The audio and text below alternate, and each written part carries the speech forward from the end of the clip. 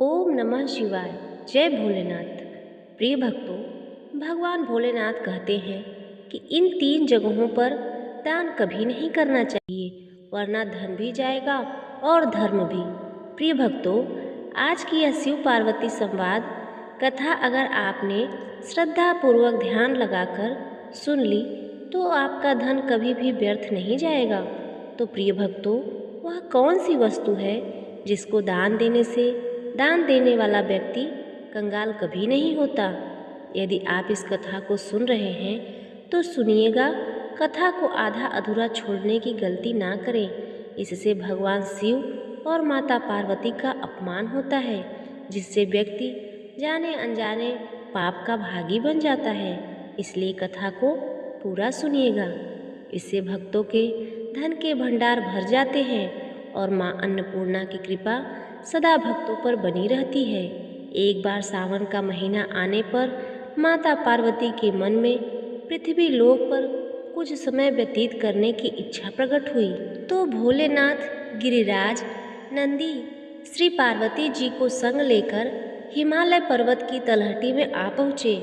तब इस प्रकार कुछ समय व्यतीत होने पर माँ पार्वती प्रकृति की छटा को निहारते हुए एक पर्वत के किनारे बसे एक छोटे से राज्य में जा पहुंची, जहाँ के आसपास का दृश्य बड़ा ही मनमोहक था। अचानक माता पार्वती जी को एक बहुत बड़ा गोबर खाने वाला कीड़ा नजर आया, जो देखने में बहुत बड़ा था। वही उस कीड़े का शिकार करने के लिए पास में ही एक नाग ने घात लगाया था। वह नाग जैसे ही उस कीड़े पर प्रहार करने वाला था, तभी उस समय वह कीड़ा एक मनुष्य के रूप में बदल जाता है। उन्होंने देखा कि कीड़ा एक दिव्य राजा के रूप में परिवर्तित हो गया। यह सब देखकर माता पार्वती बड़ी ही हैरान थी। राजा तो वहाँ से चला गया और माँ पार्वती वहाँ से वापस महादेव जी के पास आ गई। शिव जी के पूछने पर कि वे कहाँ चली गई थी, तब माता पार्वती कहती हैं, स्वामी, आज मैंने जंगल में एक बड़ी ही विचित्र घटना देखी, जिसे देखकर मैं बहुत ही आश्चर्यचकित हुई। भगवान शिव ने पूछा, देवी, तुमने ऐसा क्या देख लिया जिसे तुम इतनी विचित्र बता रही हो?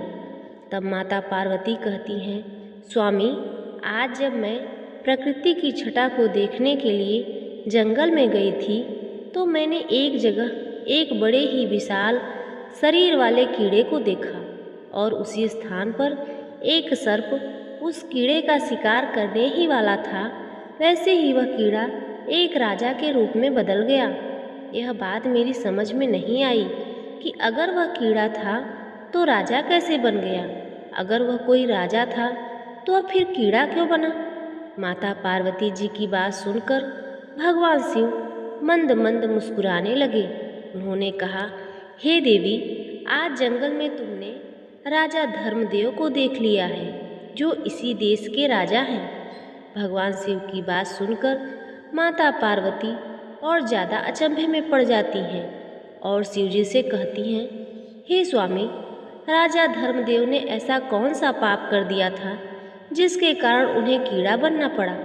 मैंने तो सुना है इस राज्य के महाराजा तो बड़े ही धर्मात्मा हैं, बिना दान पुण्य किए तो वह भोजन भी नहीं करते। फिर उनसे ऐसा कौन सा पाप हो गया? तब भगवान शिव जी कहते हैं, हे देवी, राजा धर्मदेव का यही स्वभाव तो उनके लिए मुसीबत बन गया। उसने कुछ ऐसा दान कर दिया जिसके कारण राजा धर्मदेव को कीड़े की योनि में जन्म लेना पड़ा। तब माता पार्वती कहने लगी, भगवान, मेरी समझ में कुछ नहीं आया, मुझे विस्तार से समझाइए कि राजा धर्मदेव के साथ ऐसा कैसे हो गया? तब भगवान शिव जी कहते हैं, हे देवी, इस कथा को बड़ी ही प्रसन्न चित्त मन से पूरा ध्यान लगाकर अंत तक सुनिएगा, क्योंकि यह कथा जो कोई सुनता है उसे अनंत गुना पूर्ण फल की प्राप्ति होती है। इसलिए प्रत्येक मनुष्य को इस कथा को बड़े प्रसन्न चित्त मन से पूरा अवश्य सुनना चाहिए। इस प्रसिद्ध राज में एक महादानी राजा धर्मदेव राज करते हैं। राजा इतने बड़े दानी थे कि जब तक अपने द्वार पर आए हुए भूखे भिखारी और ब्राह्मणों को भोजन नहीं करा देते, तब तक स्वयं भी भोजन नहीं करते थे। यह उनका रोज का नियम था। पूरे राज्य में उनकी खूब प्रशंसा होती थी। राजा धर्मदेव के दान धर्म करने का भी एक नियमित समय था। एक निश्चित समय तक ही वे दान करते थे। राजा धर्मदेव सुबह के 10 बजे से लेकर दान बांटना शुरू करते थे और सूर्यास्त होने तक दान देना बंद कर देते थे। सूर्यास्त के बाद अगर कोई उनके यहाँ दान लेने के लिए आता था तो वह उसे दान नहीं देता था, बल्कि अगले दिन आने के लिए कहता था। राजा की ख्याति धीरे धीरे देश विदेश में फैलने लगी। अब तो हर रोज राजा धर्मदेव के द्वार पर याचकों की भीड़ लगी रहती थी। वह प्रत्येक दिन हर याचक को दोनों हाथों से अंजलि में जितनी स्वर्ण मुद्राएं आती थीं, उतना धन दिया करता था। सभी याचक राजा की जय जयकार करते हुए चले जाते। इसी प्रकार से राजा के बड़े अच्छे दिन निकल रहे थे।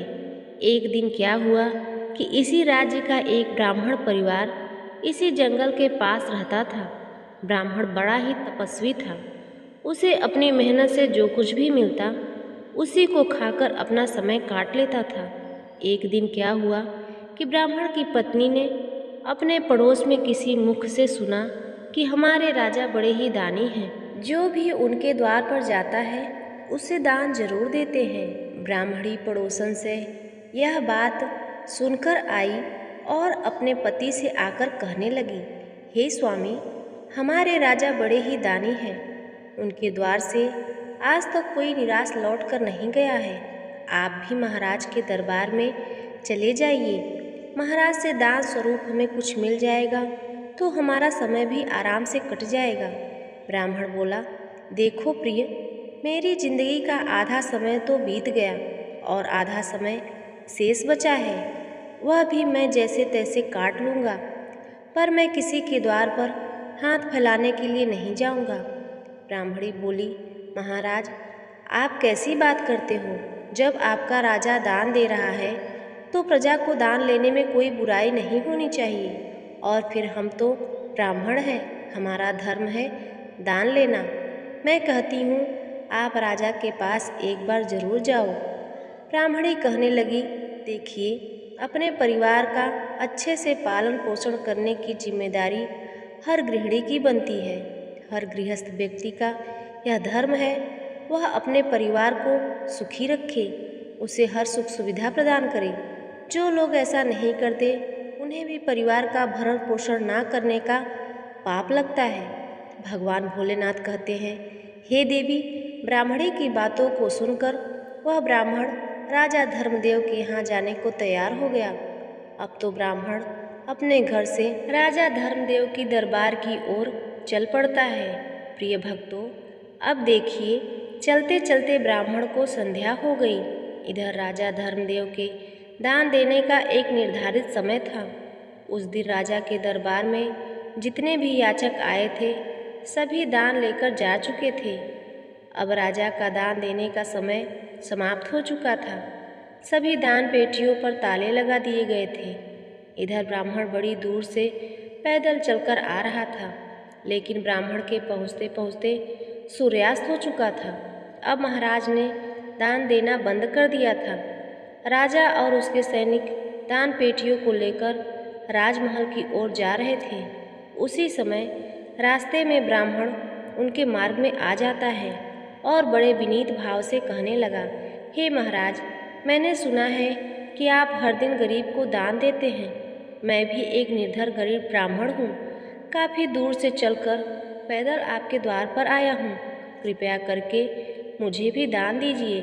प्रिय भक्तों, सूर्यास्त के बाद अपने पास एक ब्राह्मण को आया देख राजा कहने लगा, ब्राह्मण देव, मुझे क्षमा करना, सूर्यास्त के बाद दान देना बंद कर देता हूँ।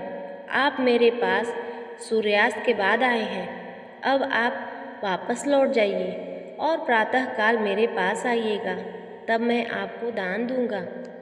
यही नहीं, कल जब आप मेरे पास आओगे तो मैं आपको आज का भी और कल का भी दोनों दिन का दान दूंगा।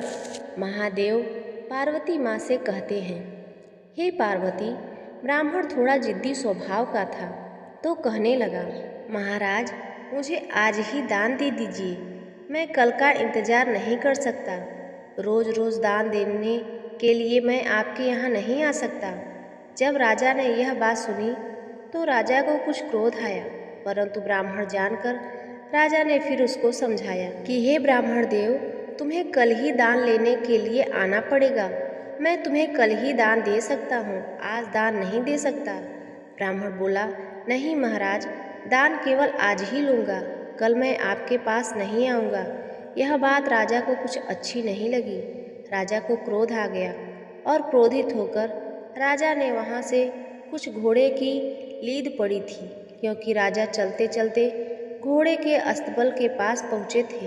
राजा ने देखा कि ब्राह्मण आज ही दान देने के लिए हट कर रहा है, तो दान के रूप में राजा ने घोड़े की लीद उठाकर ब्राह्मण के कमंडल में डाल दिया। ब्राह्मण उस लीद को लेकर सम्मान से अपने घर की ओर चल देता है। इधर घर पर पत्नी उसका इंतजार कर रही थी। वह सोच रही थी कि मेरे पति देव राजा के यहाँ से कुछ दान लेकर आते होंगे कि राजा साहब उन्हें सोने की मोहरें दे देंगे, जिससे हमारी सारी दरिद्रता मिट जाएगी। ब्राह्मण दान में घोड़े की लीद लेकर अपने घर पहुँचते हैं तो ब्राह्मण की पत्नी बड़ी ही प्रसन्न होती है और ब्राह्मण से कहने लगी, देखा, मैंने तुमसे कहा था ना कि महाराज जी के दरबार में दान लेने के लिए जाओ, महाराज जी तुम्हारी गरीबी मिटा देंगे। यह बात सुनकर ब्राह्मण बोला, हे देवी, दान देने वाले ने दान दिया और मैंने उसे ले भी लिया। तुम एक काम करो, इस स्थान को गोबर से लीप दो। मैं तुम्हें राजा के द्वारा दिए गए दान को दिखाऊंगा, नहीं तो यह दान अपवित्र हो जाएगा।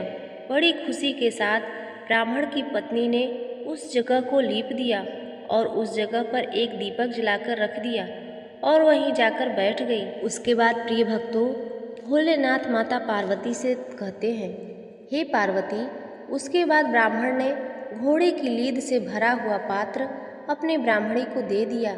यह देखकर ब्राह्मणी बड़ी ही आश्चर्यचकित रह गई कि यह कैसा मजाक है। ब्राह्मण ने कहा, मजाक कैसा, राजा ने दान में दिया है, वह मैं तुम्हें लाकर दे दिया। अब तो ब्राह्मणी बड़ी ही दुखी हुई।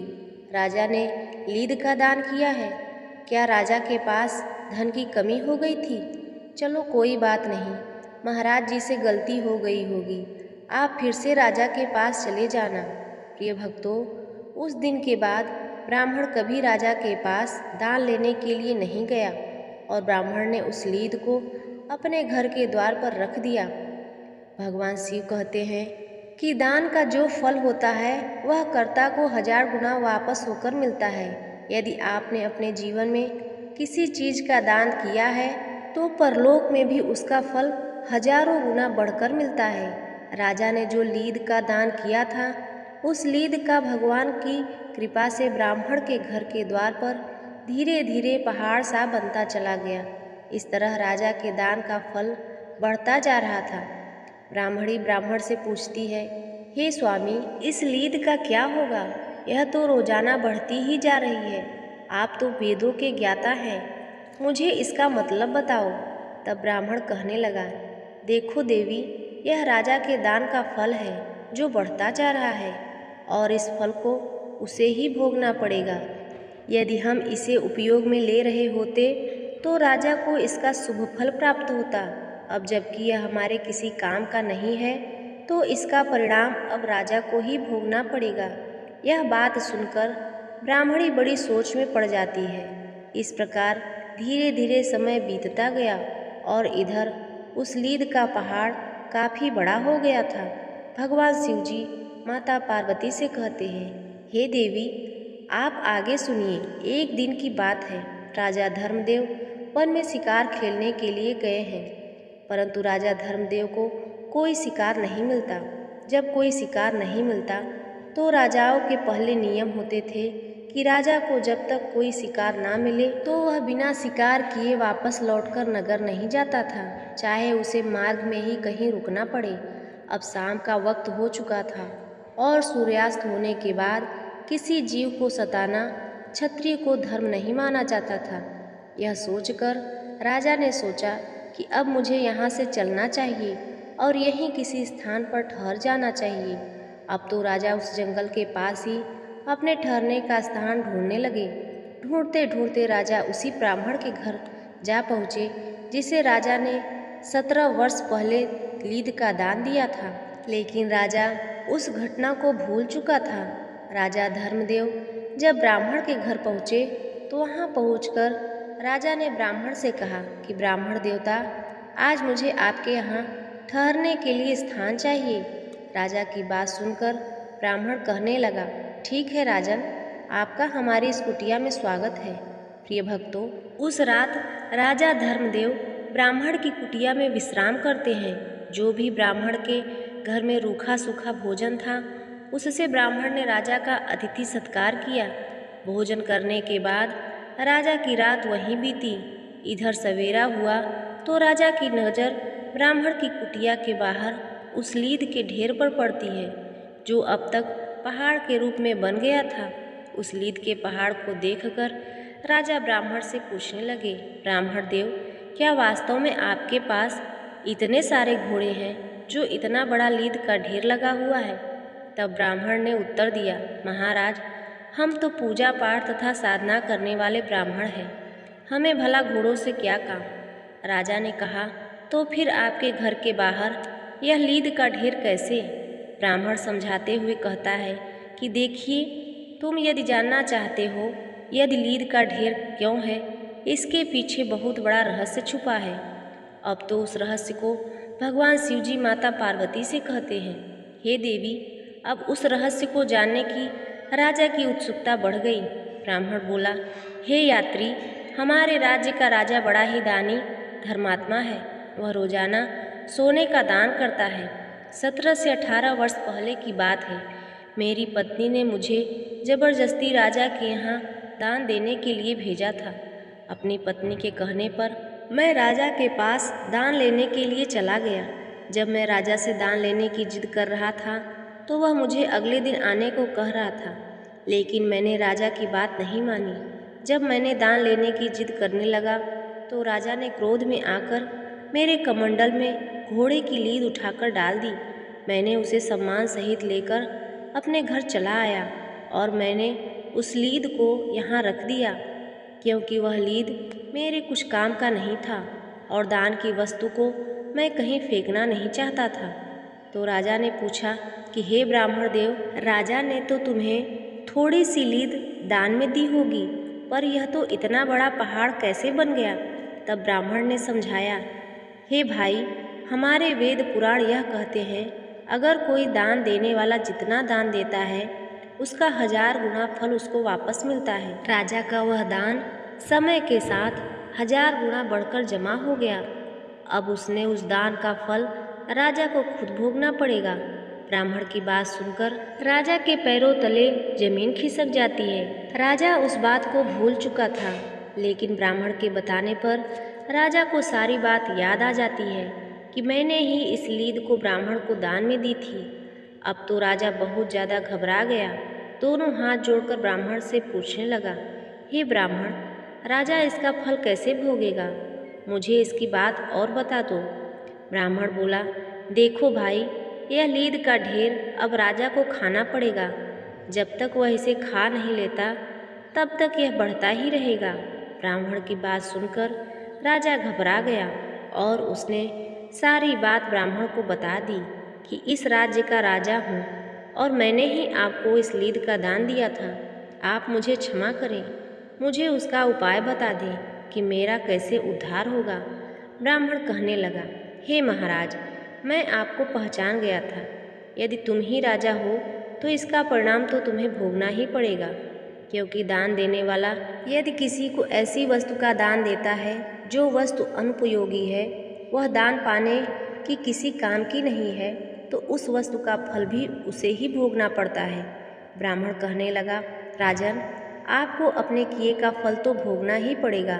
यदि तुम इस लीद को खाने से बचना चाहते हो तो एक दूसरा उपाय है, तुम्हें बताता हूँ। यदि तुम इस उपाय को कर लेते हो तो उस उपाय के लिए तुम्हारे सारे हिस्सेदार हो जाएंगे। यदि तुम उस उपाय को नहीं करोगे तो तुम्हें अकेले ही सारी लीद खानी पड़ेगी। ब्राह्मण कहता है, हे राजन, यदि आप अपने स्वयं की निंदा कराओगे, जितनी इस राज्य में तुम्हारी निंदा होगी उतनी ही लीद घटकर कम हो जाएगी। राजा बोला, हे ब्राह्मण, मेरी निंदा भला कौन करेगा? लोग तो मेरी प्रशंसा करते हैं।